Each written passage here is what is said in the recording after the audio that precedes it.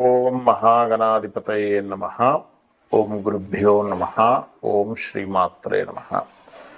పరమేశ్వర స్వరూపమైనటువంటి జ్యోతిష, వాస్తు మరియు ఇతర అనేకమైనటువంటి శాస్త్రములను మనకు అందించినటువంటి మహర్షులకి నమస్కారం.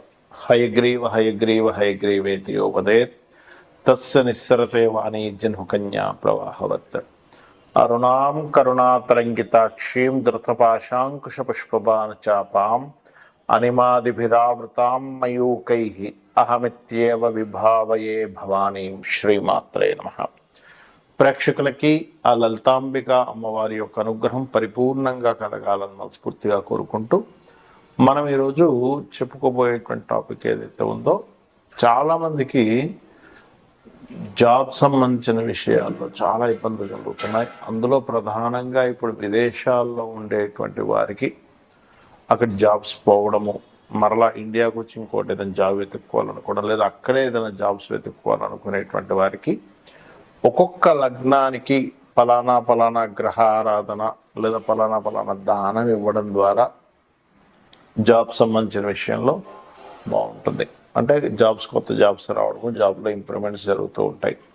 మరి ఏ ఏ లగ్నాల వారికి ఏ దానం ఇవ్వాలి, ఏ మంత్రం చదువుకోవాలి, ఏ గ్రహ ఆరాధన చేసుకోవాలి, అదేవిధంగా అస్సలు డేట్ ఆఫ్ బర్త్ లేని వారికి కూడా ఏం చేయాలి అనేటువంటి విషయాలు ఇప్పుడు మనం తెలుసుకుందాం.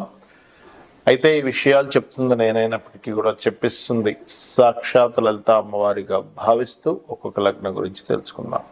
జాబు ఎవరికైనా పోయింది లేదా కొత్త జాబ్ రావాలి అంటే వాళ్ళ పర్సనల్ చార్ట్లో ఫస్ట్ ఆఫ్ ఆల్ జాబ్ వచ్చేటువంటి యోగం నడుస్తూ ఉంటుంది, లేదా జాబ్ పోయే యోగం నడుస్తూ ఉంటుంది. అయితే అది కాకుండా మనం ఫ్రీ వీల్ అంటుంటాం. అంటే మన ప్రయత్నం చేస్తూ జాబ్ను సంపాదించడము, జాబ్కి వెళ్ళిపోయేటువంటి స్థితిలో ఉన్నప్పుడు ఇంకో జాబ్లోకి ఎంటర్ అవ్వడం కానీ, అసలు అది ఆస్ట్రాలజికల్ పరంగా ఒక్కొక్క లగ్నానికి ఏమిటి అని చెప్పి చూసుకున్నట్లయితే, సింహలగ్నము, సింహరాశి, సింహం వారికి ఉండేటువంటి ప్రత్యేకత ఏమిటంటే యూనిక్నెస్ అనేటువంటిది ఎక్కువగా ఉంటుంది.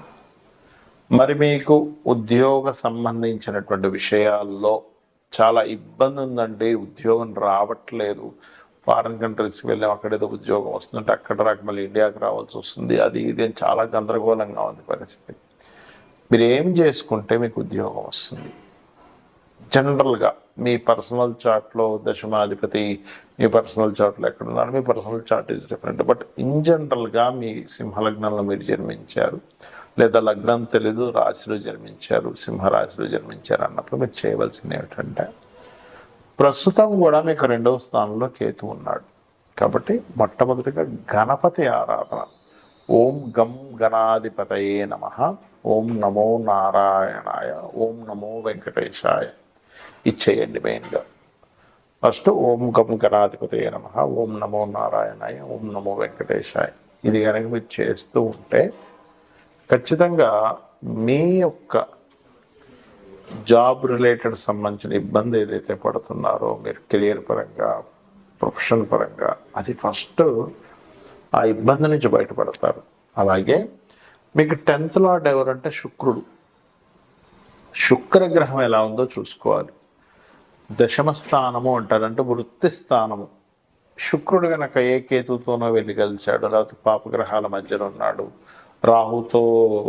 రాహుతో కలిస్తే మంచిదే, శుక్రుడు ఇబ్బంది ఏం లేదు, లగ్జరీ యోగాన్ని ఎక్కువగా ఇస్తాడు. కానీ కేతు ఈజ్ వైరాగ్యకారకుడు, స్ట్రకింగ్ ప్లానెట్ అంటూ ఉంటారు. అదేవిధంగా ఒక్కోసారి శుక్రుడు అస్తంగత్వ దోషం అయిపోతుంది, అంటే రవితో కలిసి ఉంటాడు.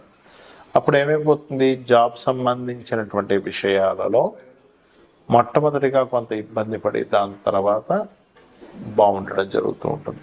కాబట్టి మీరు ఏం చేయాలి, ఎక్కువగా ఉదాహరణకు మీకు శుక్రుడు రవితో కంబస్ట్ అయ్యాడు అనుకోండి, సూర్య నమస్కారాలు ఎక్కువగా చేస్తూ ఉండాలి. మీ లగ్నాధిపతి అయినప్పటికీ కూడా అక్కడ కంబస్ట్ యోగమే గుర్తుపెట్టుకోండి. అలాగే గోవులకి పర్టికులర్గా మీరు ఏం చేయాలి అంటే,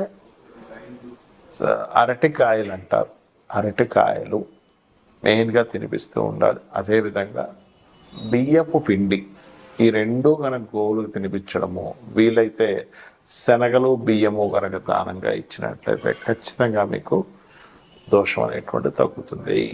కొంతమందికి జాబ్ సంబంధించినటువంటి యోగాలు ఉండవు, వ్యాపార సంబంధించిన యోగాలు ఉంటాయి. దాన్ని ఎలా కనుక్కోవాలి? ఈ జన్మజాతకంలో చూసుకున్నట్లయితే మీ యొక్క జన్మజాతకంలో బుధగ్రహం బాగుంది, లేదా 2వ అధిపతి మంచి ధనయోగాల్లో ఉన్నాడు అన్నప్పుడు మీకు వ్యాపారపరమైనటువంటి యోగాలు బాగున్నాయని అర్థం. అదేవిధంగా లాభాధిపతి బాగున్నాడు.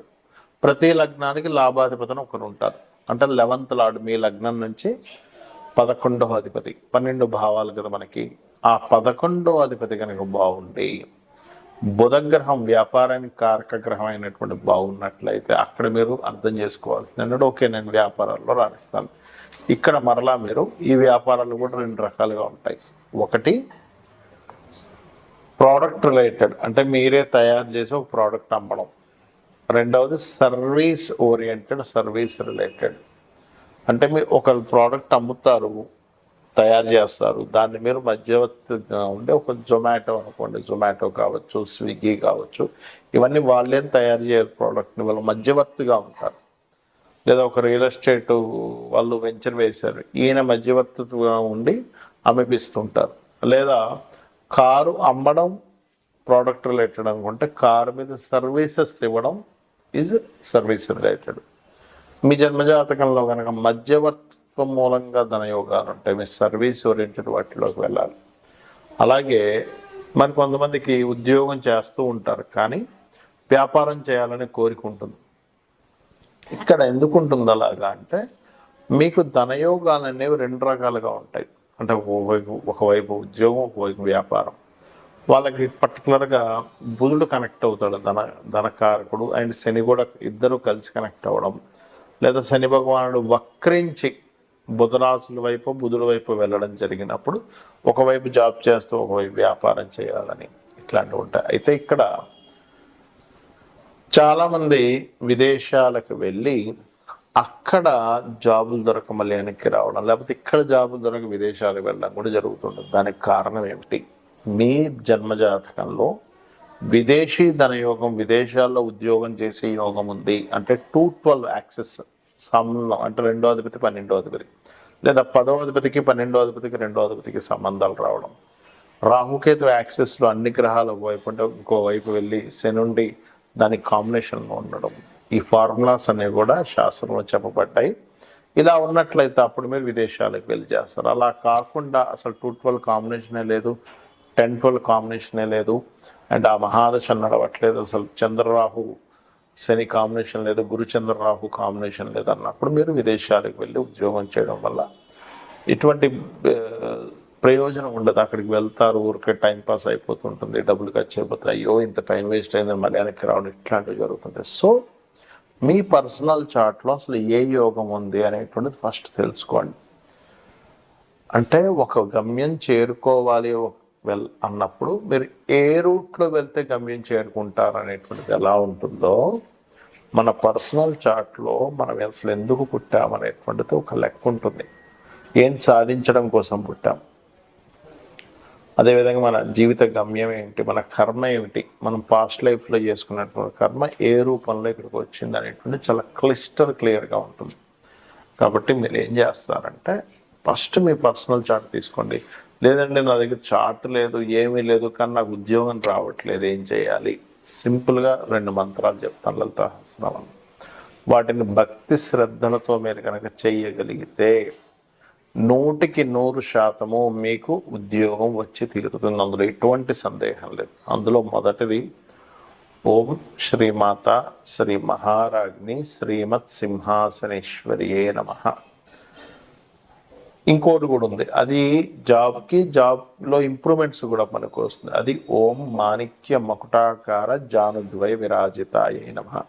అలా కాదండి, నాకు జాబ్ ఉంది కానీ జస్ట్ ఫైనాన్షియల్ పరమైనటువంటి ఇబ్బందులే నాకు ఎక్కువగా ఎదుర్కొంటున్నాను, నాకు ధనం రావడం కోసం చెప్పండి, నేను జాబ్ చేస్తున్నాను, 1 లక్ష రూపాయలు సంపాదిస్తున్నాను, కానీ వచ్చిన వారం రోజుల డబ్బులన్నీ అయిపోతాయి, నా పరిస్థితి ఏమో అన్నన్ని ఖర్చులు ఉన్నాయి, ఇంకొంచెం ఇన్కమ్స్ పెరగాలి అనుకునేటువంటి వారు ఓం సంపత్కరీ సమారూఢ సింధుర వ్రజ సేవితాయ నమః చేసుకోండి.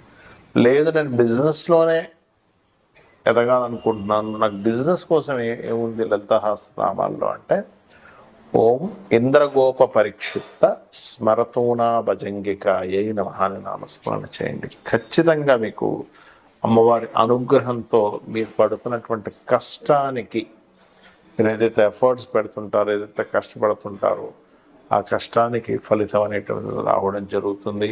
కాకపోతే ఎవరైనా అసలు జాబ్స్లో ఎక్కువ ఇబ్బంది పడుతున్నారు అన్నప్పుడు ఇంట్లో దక్షిణ దిశ అంటే సౌత్ ఉంటుంది చూసారా, సౌత్లో గనక, సౌత్ అనేటువంటిది ఏంటంటే అది ఉద్యోగాన్ని మనకి పెంచేటువంటి స్థానాల్లో ఒక స్థానం సౌత్ అనేది. మీ ఇంటి ఆవరణలో సౌత్లో ఏదైనా బాత్రూమ్స్, లాట్రిన్స్ లాంటివి ఉంటే వాటిని తీయలేని పరిస్థితిలో ఉంటే కనుక మీరు ఒక కాపర్ పట్టి లాంటిది వేసేసేయండి, సరిపడుతుంది ఆ చుట్టూ, కమ్మూరు చుట్టూ. ఓకే, అలాగే వెస్ట్లో ఉన్నా సరే కొంచెం ఐరన్ పట్టి లాంటిది వేయండి. ఎందుకంటే పడమర అనేటువంటి శని భాగం ఏదైతుందో బెనిఫిట్స్ వచ్చేటువంటి ప్లేస్, అదేవిధంగా కర్మకారకుడు, ఉద్యోగానికి కారకుడు, ఇక్కడేమో సౌత్. కాబట్టి ఈ రెండు చెక్ చేసుకోండి. ఆగ్నేయంలో చిన్న గ్రీన్ బల్బ్ ఒకటి పెట్టండి, ఉత్తరంలో కంప్లీట్ వాల్కి వైట్ కలర్ ఉండేలా చూసుకోండి. బికాజ్ ఆఫ్ కుబేర స్థానము, అక్కడ స్పేస్ ఎలిమెంట్ ఉండాలి. సో ఇవి చేయండి, ఖచ్చితంగా మీ ఫైనాన్షియల్ ఇంప్రూవ్మెంట్స్ పెరుగుతాయి. ఆ యొక్క అమ్మవారి అనుగ్రహంతో మీరు ఆనందంగా ఉండాలని మనస్ఫూర్తిగా కోరుకుంటూ శ్రీమాత్రే నమః.